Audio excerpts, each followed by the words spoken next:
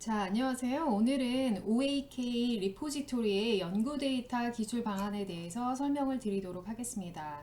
오늘 설명 내용은요, 크게 연구 데이터의 개요, 그 다음에 해외 구축, 국내외 구축 사례, OAK 메타데이터 기술 지침으로 지침 설명드리고 기술 사례 보여드리도록 하겠습니다. 우선은 연구 데이터의 정의를 간단하게 살펴보면요. 국가 연구 개발 사업에 이제 각종 실험, 관찰, 그다음에 조사 분석을 통해서 산출된 자료로 연구 성과의 재현에 필수적이고 객관적인 사실 데이터라고 얘기합니다. 그러면서 특별히 국가과학기술연구회에서는 논문이라든가 아니면 연구 노트라든가 이러한 내용들은 연구 데이터의 정의에 들어가지 않고 있고요. 그 다음에 미국에 있는 기관에서는 연구 결과의 산출물을 위해 분석을 목적으로 수집하고 관찰하고 생산한 데이터라고 정의하고 있습니다. 또 다른 기관에서는 연구를 수행하는 과정에서 생산되거나 수집된 자료로 굉장히 제한적으로 연구 데이터를 정의하고 있습니다. 그런데 실제 많은 레포지토리에서 연구 데이터에 구축된 내용을 보면요. 이와 같이 로 데이터라고 하는 연구 데이터, 데이터셋이라고 하는 것뿐만 아니라 실질적으로는 이와 같이 여러 가지 이미지, 동영상 이런 자료들을 포함하고 있기도 하고요. 그 다음에 팩트 시트, 인터뷰 자료 이런 것도 같이 포함하고 있습니다. 또 미국에 있는 어떤 대학에서는요, configurate 데이터, 그 다음에 source code, raw 데이터, 그 다음에 여러 가지 과학적 통계 데이터 이런 것들을 이제 연구 데이터라고 해서 구축을 하고 있었습니다. 그래서 실제로 연구 데이터를 우리나라에서 구축하고 데이터를 가진 것을 찾기는 상당히 어렵습니다. 왜냐하면 실질적으로 연구기관에서 연구 데이터를 어느 정도 정제해서 그걸 바탕으로 보고서를 만들었을 때는 그냥 텍스트 위주의 데이터이기 때문에 연구 데이터 진짜 좀 전에 보여드렸던 여기 나와 있는 연구 성과 재현의 필수적인 사실 데이터를 구축 사례로 찾기는 상당히 어려웠고요. 어쨌든 이런 데이터가 실제로 연구 데이터이고 이러한 데이터를 목표로 하는 많은 레포지토리에서 그런 데이터 말고도 구축된 데이터의 내용들은 상당히 우리가 흔히 알고 있는 데이터도 포함되어 있다라는 것을 보실 수 있습니다. 아무튼 연구 데이터라고 하는 것은 가공되지 않은 이제 로 데이터 이런 것들을 주로 연구 데이터라고 보시면 될 것 같습니다. 그 다음에 이제 연구 데이터 구축 사례를 잠깐 살펴보면요. 한국연구재단에서는 연구재단에서 실시하고 있는 여러 가지 과제들이 있잖아요. 그 이 과제를 연구 과제를 워크로 보고요. 그 연구 과제를 수행하면서 생산된 다양한 연구 성과물, 그러니까 회의 회의 자료, 그 다음에 논문 자료도 있을 거고요. 그 다음에 서신 자료도 있을 거고, 여러 가지 생산된 자료들을 익스프레션이라고 보고 있습니다. 그래서 이런 자료를 이와 같이 연구과제라는 커다란 항목 내에 이와 같이 여러 가지 자료를 묶어 놓고 있습니다. 그래서 이런 형태의 자료 구축을 하고 있고요. 그 다음에 이제 다른 키스티 같은 곳을 보면요. 우선은 컬렉션이라고 하는 어떤 부서 단위 아니면은 어떤 전공 주제 분야별로 컬렉션을 나누고 그 컬렉션 하에 데이터셋이라고 하는 것이 이제 연구 데이터의 하나로 보시면 될 것 같아요. 자, 그래서 이러한 연구 데이터셋은 다양한 파일들이 존재하죠. 그래서 파일뿐만 아니라 그 파일을 아우를 수 있는 메타데이터 이 두 가지의 그룹으로 만들어져 있는 것을 데이터셋이라고 표현하고 있습니다. 그리고 그 데이터셋 밑에는 다양한 파일, 즉 여기서 말하는 개별적인 파일이라고 하는 것들이 묶여져 있겠죠. 자, 그래서 이러한 구조를 가지고 있습니다. 그래서 키스티에서 만든 국가 연구 데이터 플랫폼은 실질적으로 데이터셋이라고 이야기 붙이면서 우리가 좀 전에 보셨던 연구 데이터의 정의에 입각해서 데이터를 선택하고 그 다음에 구축하고 있는데요. 예시 보시면은 한반도 기상 관측 데이터셋이라고 표현되어 있고요. 그 데이터셋 내에서는 간단한 내용이 무엇이고 키워드가 들어가 있고요. 그 다음에 링크될 수 있는 DOI가 있고요. 이 데이터를 관리하는 관리자, 즉 프로젝트 매니저가 되겠죠. 그 다음에 간단한 프로젝트 정보가 들어가 있고요. 그리고 난 다음에 이게 일종의 메타데이터라고 보실 수 있겠죠. 즉 이 메타데이터와 연결된 각종 다양한 파일들이 있습니다. 그래서 그 파일들이 묶여져 있는 걸 보실 수 있죠. 자, 이것을 이걸 데이터셋이라고 표현할 수 있겠습니다. 그래서 데이터셋 밑에 파일이라고 하는 것은 여기 있는 이 파일이 바로 데이터셋 밑에 있는 파일이라고 보시면 될 것 같습니다. 자, 이런 구조를 가지고 있고요. 해외를 보도록 하겠습니다. 해외에서 있는 US 샌디에고 도서관을 보시면요. 비슷한 구조입니다. 아까 좀 전에 키스트는 데이터셋이라고 표현을 했던 것을 여기서는 오브젝트로 표현하고 있어요. 자, 오브젝트 안에는 바로 파일이 연결될 수도 있지만 파일이 여러 개일 때는 그 파일을 컴포넌트 형태로 구성하고 있어요. 구성 요소라고 해가지고. 자, 그래서 얘네도 마찬가지로 메타데이터와 파일로 구조화되어 있습니다. 즉, 두 가지. 즉, 오브젝트라고 하는 것은 어떤 물리적인 단위이면서 그 안에는 메타데이터, 즉, 우리 선생님들께서 기술하시는 메타데이터 그리고 여러 다양한 파일들로 구성되어 있겠죠. 파일은 한 개일 수도 있지만 하나 이상 여러 개일 수도 있기 때문에 그 파일들의 구성 요소를 컴포넌트라는 개념을 통해서 묶어놨습니다. 자, 그래서 이러한 구조를 가지고 있고요. 예시를 보면은 지금 이와 같은 것은 오브젝트를 볼게요. 이제 검색했을 때 이게 다 오브젝트죠. 자, 오브젝트 중에 하나를 선택했습니다. 자, 이 오브젝트 내에는 당연히 뭐가 있냐면 파일이 있고요. 이게 이제 지도 이미지 파일이고요. 자, 여기 있는 것은 바로 메타데이터라고 보시면 되죠. 자, 그래서 메타데이터 두 가지가 같이 결합되어 있고요. 내용은 뭐 흔히 알고 있는 기술, 뭐 날짜, 다양한 날짜들, 퍼블리셔, 어디서 출판됐는지, 그 다음에 기본적인 주기사항들 이런 것들이 기술되어 있습니다. 아까 컴포넌트라고 말씀드린 거 있었죠. 자, 똑같은 오브젝트인데 거기에는 파일이요 되게 많습니다. 파일이 4개, 파일이 이제 여기 나와 있는데 4개 중에 하나, 즉 4가지의 파일이 있는 거죠. 자, 그래서 이렇게 4가지가 들어있다라는 걸 볼 수 있고 당연히 다운로드 할 수 있도록 해놨습니다. 자, 이러한 구조를 가진 곳이 UC 샌디에고 도서관의 이제 상황이고요. 자, 마지막 구축 사례 보실 곳은 미시건에 있는 유니버시티 오브 미시건의 데이터입니다. 자, 여기서는 좀 전에 봤던 오브젝트라고 표현한 것을 여기서는 워크라고 표현하고 있습니다.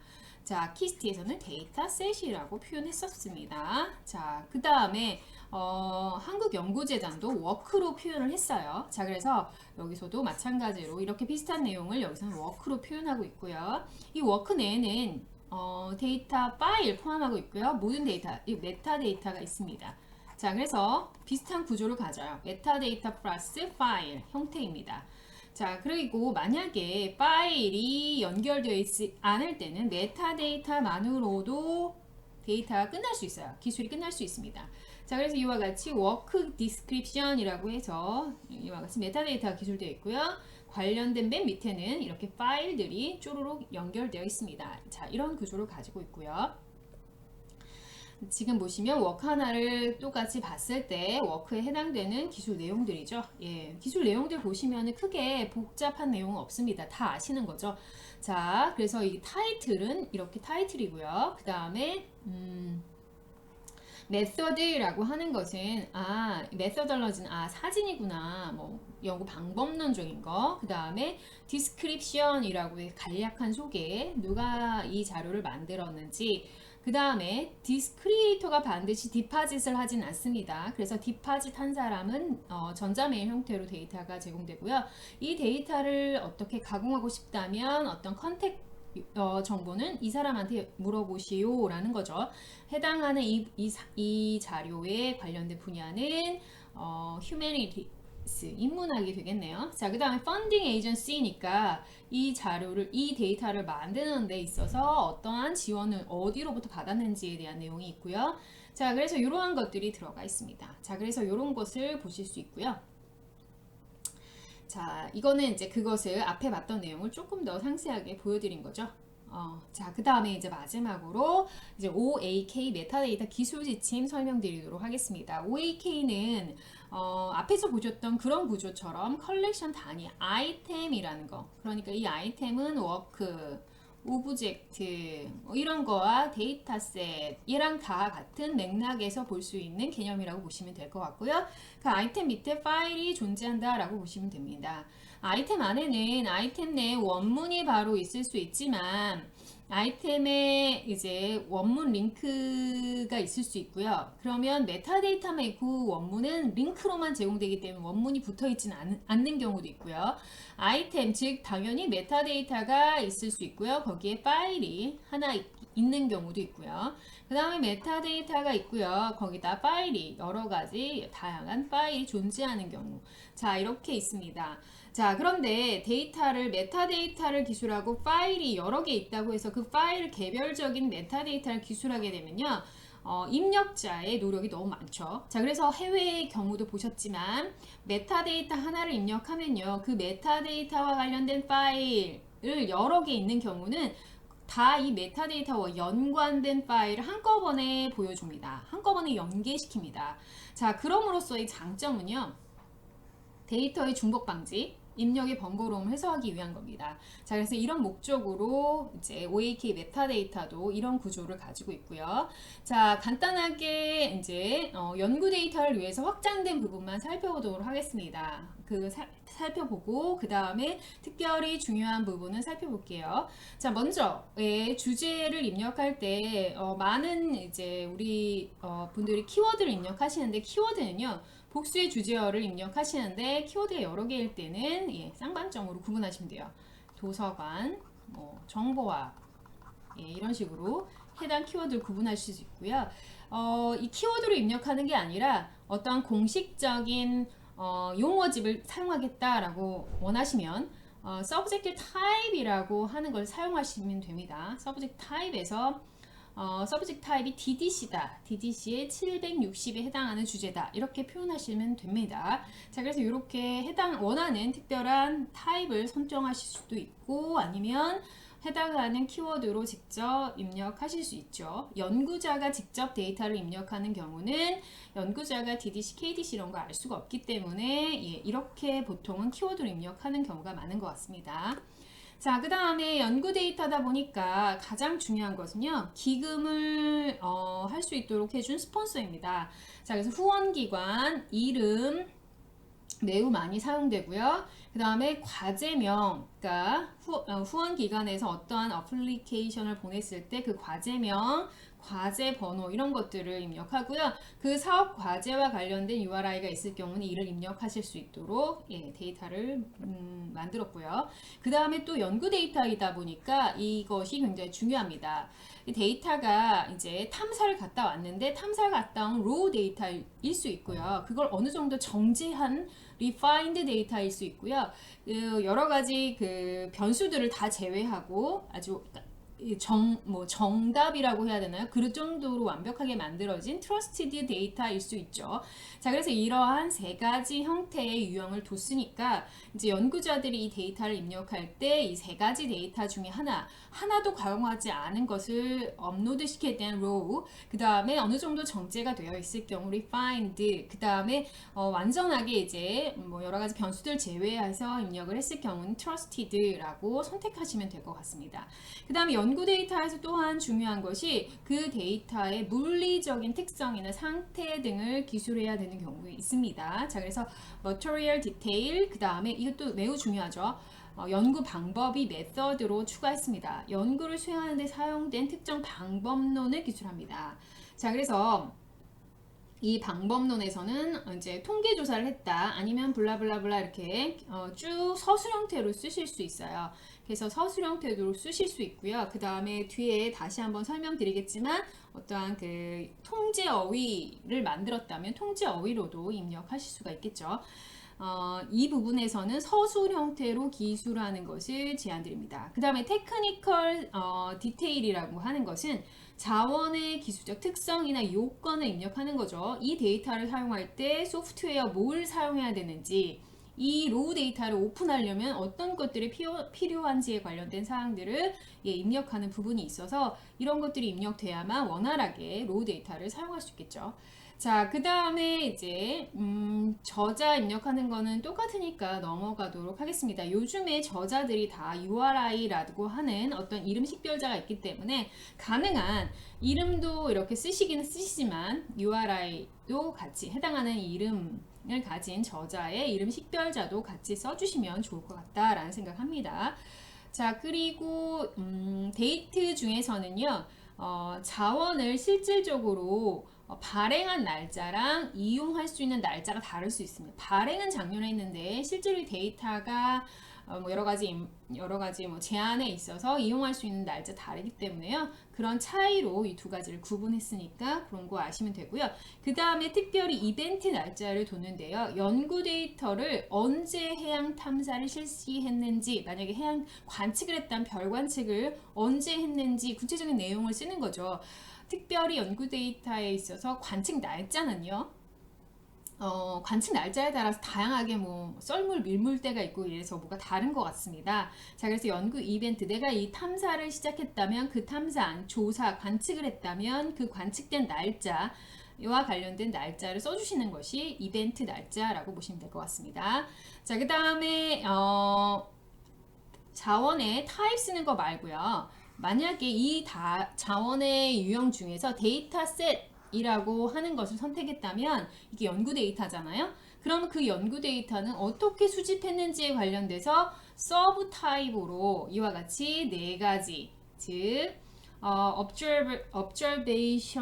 observational, 즉 관측, experimental, 실험, 그 다음에 derived, 그 다음에 simulation, 이렇게 5가지네. reference라고 하는 5가지 중에 하나를 선택할 수 있도록 선택하셔야 됩니다. 자, 그래서 가능한 이것은 필수적으로 연구 데이터 중에 데이터셋 자료를 하실 경우는 입력하시는 것이 필수라고 보시면 되겠어요. 자, 그래서 관찰 데이터는 여러 가지 관찰을 통해 획득된 데이터, experimental은 실험을 통해서 수집된 데이터, derived는 여러 가지 변형을 통해 새로운 데이터를 생성하는 뭐 그런 것들, 그다음 시뮬레이션 어떤 컴퓨터로 이제 어떤 모델을 만들어 놓고 생산된 것들, 그 다음에 레퍼런스는 정확하게 데이터가 큐레이션 된 거니까 좀 정제된 데이터, 예를 들어서 유전 서열 이런 거는 너무나 명확한 정제되어 있죠. 그 다음에 화학 구조도 정제되어 있습니다. 이런 데이터는 레퍼런스라고 본다라는 거죠. 그래서 그런 데이터라고 한다면 레퍼런스에 들어가는 거죠. 그래서 이런 형태의 데이터를 구분할 수 있도록 해놨으니까 그렇게 입력을 반드시 얘는 필수입니다. 여기 필수의 옵션이긴 하지만 가능한 저는 이것은 다 입력하시기를 권고드립니다. 자, 그리고 이제 인용 정보는요, 사실 연구 데이터는 과연 어떻게 레퍼런스를 써야 될지, 참고 문헌에 어떻게 인용돼야 될지에 대한 것들이 상당히 고민스럽습니다. 그래서 나중에 알려드리겠지만 자동으로 데이터를 입력을 하게 되면, 필요한 요소의 데이터를 입력하게 되면 가능한 이것은 자동으로 생성될 수 있는 방안으로 구축을 해야 될 것 같고요. 별도의 선생님들께서는 입력하실 필요는 없을 것 같습니다. 자, 그 다음에 여러 가지 관계들, 원자료와의 관계, 파트, 어떤 일부분이 됐을 때의 관계들, 여러 관계 입력하시는 것은 아실 것 같고요. 자, 그 다음에 커버리지입니다. 자, 특별히 관측, 탐사, 지질 탐사 이런 것들은요, 장소가 굉장히 중요한 정보가 되더라고요. 그래서 스파셜이라고 하는 것은 자원과 관련된 탐사한 지역, 공간적인 정보를 입력하십니다. 그래서 이렇게 눈으로 볼 수 있는 비구조가 아니라 우리가 사람이 눈으로 읽을 수 있는 시카고, 일리노이 이렇게라도 입력할 수 있지만 어떠한 특정 지역, 수심이 얼마 되는 그런 지역은 경도와 위도로도 표시할 수 있고요. 그 다음에 되게 다양한 방식이 있더라고요. 아마도 이것은 그 연구 데이터를 수집하시는 분들이 잘 입력하실 거라고 믿고요. 그 다음에 temporal이라고 하는 것은 해당하는 자원과 관련된 시대 범위. 그러니까 탐사를 하긴 하는데 그것은 선사지대에 만들어진 뭔가를 탐사하려고 한다라는 어떤 그 자원과 관련된 뭐 암석 예, 이런 것들을 의미할 때 예, 그런 자원의 주제 어떤 내용적인 측면 범위를 얘기할 때 예, 이 내용을 쓰시면 될 것 같습니다. 자, 그 다음에 rights에 관련된 사항은요 굉장히 중요한데요. 특히나 연구 데이터는 저작권이 굉장히 중요합니다. 자, 그래서 비싼 국가의 리소스를 바탕으로 만들어졌기 때문에 상당히 중요한 데이터라고 보시면 되는데 이와 같이 그냥 카피라이트 스테이터스가 카피라이트이 어떻게 공개되어 있느냐, 카피라이트이 있느냐를 표시하는 거 있고요.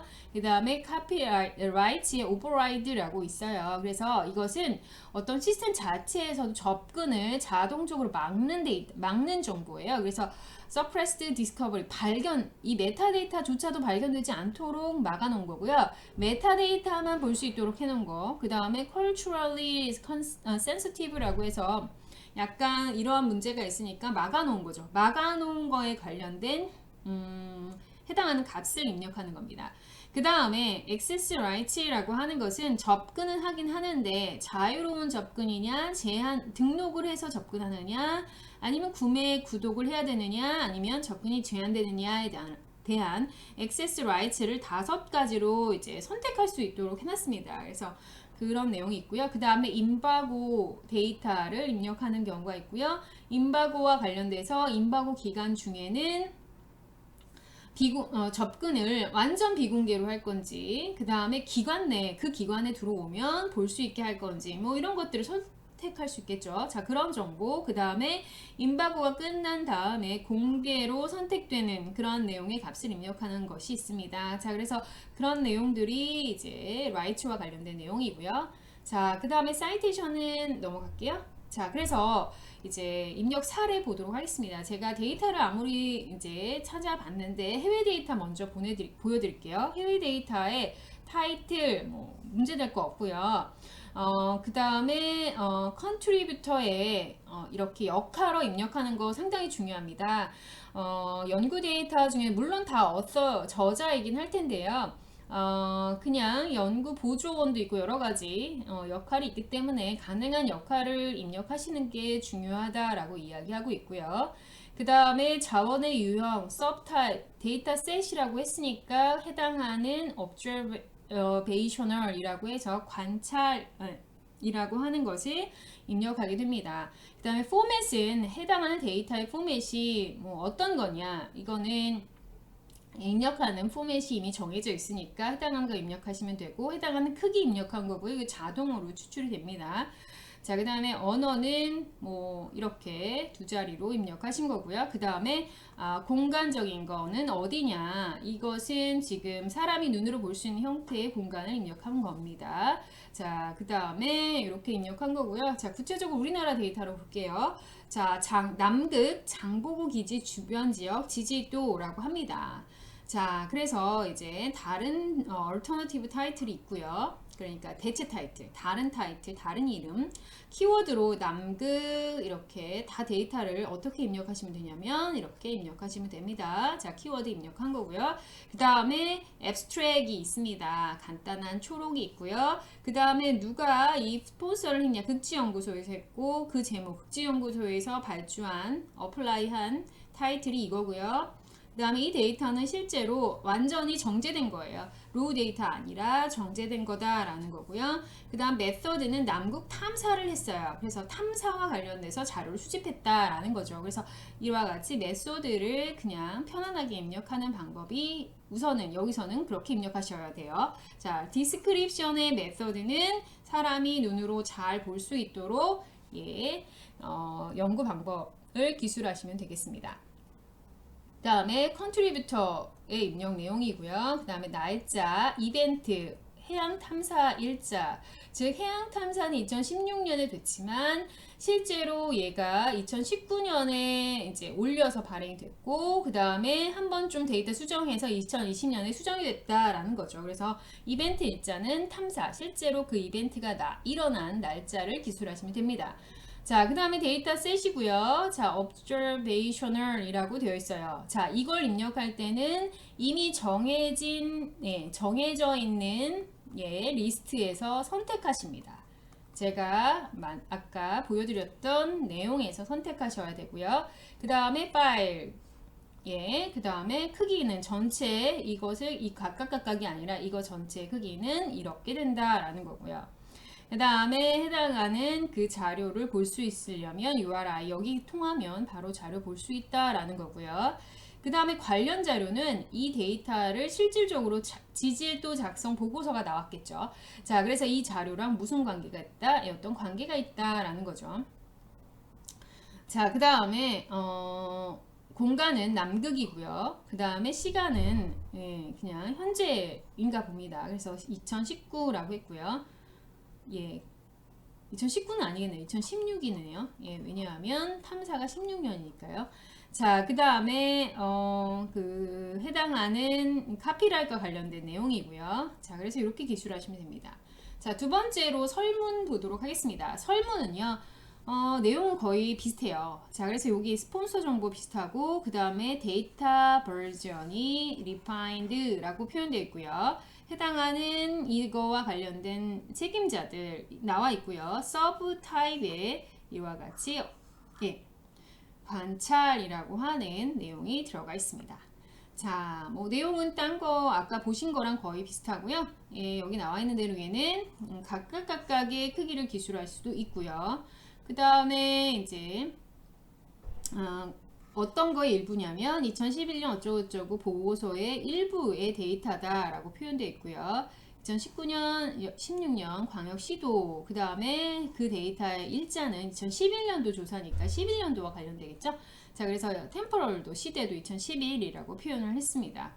자, 그 다음에 저작권을 가지고 있는 곳이 국립중앙도서관이고 퍼블릭 도메인이고 이거는 누구나 다 볼 수 있다라는 거고 등록만 하면 볼 수 있다 그래서 되어 있고요. 자, 이렇게 데이터 입력할 수 있습니다. 자, 마지막으로 실험 데이터입니다. 실험 데이터는 뭐 거의 다 내용은 비슷하고요. 여기 나와 있는 데이터 버전은 트러스티드 완전히 이제 실험을 통해서 이제 잘 만들어진 데이터라고 보시면 되고 메서드는 이렇게 길게 사람이 읽을 수 있게 설명을 했고요.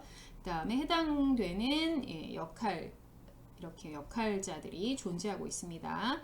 자, 그 다음에 날짜라든가 이렇게 experimental이라고 표현되어 있고요. 실험. 자, 이거는 정해진 거니까 여기 반드시 정해진 용어를 쓰셔야 합니다. 이 용어를 만약에 이 용어가 부족하시면 추가하시고 요청을 하시면 추가를 하는 방안을 고려하도록 하겠습니다. 지금 현재로서는 외국에서도 이렇게 정해진 것을 쓰는 것 같아요. 자, 그래서 이걸 통해서 좋은 점은 나중에 통계를 추출하기 좋아요. 실험 데이터가 몇 건이 있는지, 그 다음에 관찰 데이터가 몇 건이 있는지 이런 걸 뽑을 때는 이 데이터를 구조화시켜서 뽑게 되니까 반드시 입력해 주셔야 될 것 같습니다.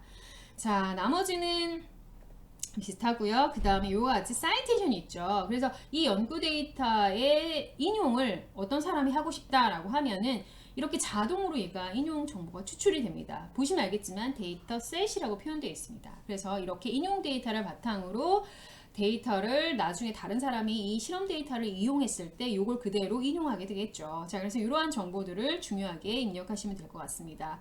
자, 마지막으로 연구 데이터 기술 시 중요한 사항을 몇 가지 제가 해외 사례를 보고서 설명을 드리면요. 우선은 표제는요. 중요한 것은 입력자를 누구로 할 것인지를 결정하셔야 돼요. 연구 데이터를 만든 사람이 연구자인데 그 연구자들이 가진 그 파일을 사서한테 직접 주려고 하지는 않을 것 같고요. 가능한 이 연구 데이터 입력자는 연구자이어야 된다고 생각합니다.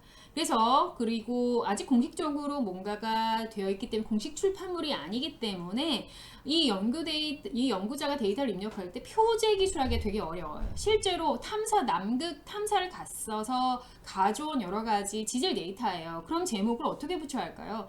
남극 탐사 2000년 날짜 쓰고 해서 공식적인 출판이 아니기 때문에 데이터셋 전체를 포괄하는 포괄적인 표제를 작성할 필요가 있는데 이걸 나중에 사서가 작성한다는 상당히 어렵습니다. 가능한 이 데이터는 연구 데이터는 연구자가 직접 입력하도록 하는 것이 바람직하고요. 그 다음에 연구자 정보를 입력할 때는 그 연구자가 어떤 역할로 참여했는지 책임성이 어떤지를 나타낼 수 있는 역할어를 반드시 기술하시도록 하셔야 되고요. 그 다음에 연구 참여자 중에 대표만 쓸 건지 아니면 모든 연구자를 다 쓸 건지도 결정하셔야 돼요. 이것도 기관에서 결정하셔야 될 것 같고요. 그 다음에 연구자 연락처 정보를 어떻게 할 것인지도 판단하셔야 됩니다. 예, 연구자 연락처 정보는 왜 중요한가 했더니 이미 이제 데이터가 이렇게 들어가면 그 데이터를 누군가가 다시 쓰게 될 겁니다. 누군가가 다시 쓰게 되면 허락을 받아야 되는 거죠. 자, 그렇게 하기 위해서는 연락처 정보는 매우 중요하다고 합니다. 그래서 전자메일이 가장 적합하고 연락이 끊어지지 않도록 주기적인 갱신이 필요하다라고 합니다. 그 다음 방법론은요, 연구 결과물의 내용을 파악할 수 있게 하는 것이기 때문에 방법론은 연구 데이터에 있어서 필수입니다. 자, 연구 방법론이 또한 검색이나 통계 처리를 위해 사용되기 때문에 가능한 통제 어휘집, 그 다음에 연구 방법론에 관련된 용어 리스트를 작성하셔서 그 작성된 걸 바탕으로 기술하는 것이 반드시 필요합니다. 자, 그래서 외국에 보면은 연구 방법론의 특정 데이터 수집 방법에 따라서는 내용 분석, analysis라고 하는 거 아니면 실험을 했느냐, 관찰했느냐, 시뮬레이션 했느냐, 서베이잉 했느냐로 나누는 곳도 있고요. 그 다음에 수집, 처리, 분석에 사용된 방법론을 바탕으로 소프트웨어의 이름이라든가 도구라든가 통계 테스트 이런 것들을 입력하는 경우도 있다고 합니다. 자, 그래서 요것을 통제 어휘집을 잘 만드셔서 해야 되는데 현재로서는 저희가 5개 정도를 작성을 했는데 앞으로 조금 이제 다양한 데이터가 늘어나면서 늘어날 수 있을 것 같습니다.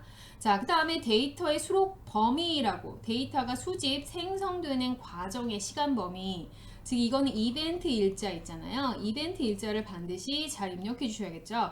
자, 언제 관찰했고 언제 측정되느냐에 따라서 데이터가 많이 다릅니다. 자, 그래서 굉장히 중요한 내용이 데이터 수록 범위라고 할 수 있으므로 반드시 이벤트 날짜 꼭 입력해 주시기 바랍니다. 데이트, 즉 날짜 이벤트 꼭 입력해 주시고요. 그 다음에 라이선스 정보는 연구 데이터의 재사용과 밀접하게 관련되는 겁니다. 그래서 연구자가 직접 내 데이터를 퍼블릭할 건지 아니면 막을 건지 이런 것들을 직접 하도록 하는 것이 굉장히 중요합니다. 왜냐하면 그렇지 않고 잘못 이 데이터를 넣게 되면은 혹시나 중요한 자료가 유출될 수도 있기 때문에 연구자 직접 라이선스 정보 입력하도록 해주셔야 되고요. 그 다음에 연구기관을 펀딩을 한 기관 입력하는 것도 상당히 중요하게 사용되는 것 같습니다. 그 다음에 키워드, 다양한 학문이나 토픽을 나타낼 수 있는 키워드 입력하는 것도 중요한 내용이다 라고 보시면 될 것 같고요.